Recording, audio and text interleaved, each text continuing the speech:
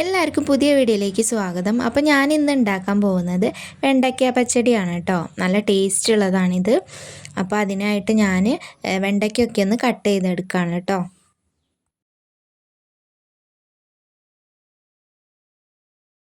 ഇനി ചെയ്യേണ്ടത് നമുക്ക് ആ വെണ്ടയ്ക്ക നന്നായിട്ടൊന്ന് ഫ്രൈ ചെയ്തെടുക്കണം. നല്ല ക്രിസ്പി ആയിട്ട് കിട്ടണം കേട്ടോ, എന്നാലേ അതിന് ടേസ്റ്റ് ഉണ്ടാവുള്ളൂ. ഇതിൽ നിങ്ങൾക്ക് വേണമെങ്കിൽ ഉപ്പൊക്കെ ചേർത്തിട്ട് ഫ്രൈ ചെയ്തെടുക്കാം കേട്ടോ. അപ്പോൾ ഞാനിങ്ങനെയൊന്നും ചെയ്യുന്നില്ല.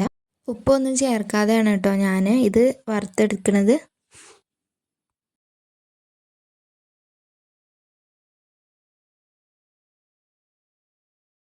ഇതിപ്പോൾ റെഡി ആയിട്ടുണ്ട്. നമുക്കിനി ഇത് വേറെ പാത്രത്തിലേക്ക് മാറ്റാം.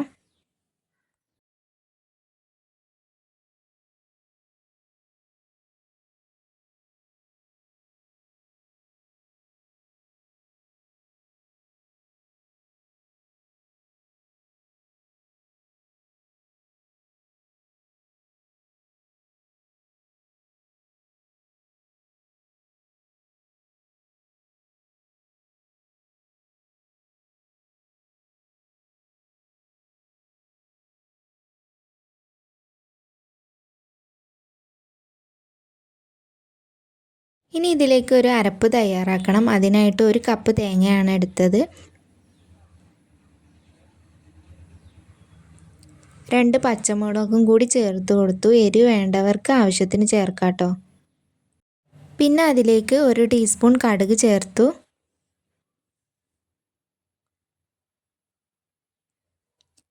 ഇനി തൈര് ചേർക്കാൻ പോവുകയാണ്. അപ്പോൾ ഒരു കപ്പ് തൈര് എടുത്തിട്ടുണ്ട്, പക്ഷേ അതിൻ്റെ പകുതി മാത്രമേ ചേർക്കുന്നുള്ളൂ.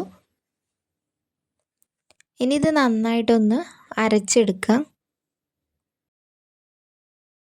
ഇതുപോലെ ഒന്ന് അരച്ചെടുക്കാം കേട്ടോ. ഇനി നമുക്കത് കുക്ക് ചെയ്യാൻ വേണ്ടിയിട്ട് ഒരു പാത്രം എടുക്കുക. അത് നന്നായിട്ട് ചൂടായാൽ അതിൽ നമ്മൾ അരച്ച് വെച്ചേക്കുന്ന തേങ്ങ ചേർത്ത് കൊടുത്തിട്ട് നന്നായിട്ടൊന്ന് ചൂടാക്കി എടുക്കുക കേട്ടോ. ഇനി നമുക്ക് ഉപ്പ് ചേർത്ത് കൊടുക്കാം കേട്ടോ. ആവശ്യത്തിനുള്ള ഉപ്പ് ചേർത്ത് കൊടുക്കുക. അതിനുശേഷം ബാക്കി ഉണ്ടായിരുന്ന തൈരും കൂടി ചേർത്ത് കൊടുക്കുക.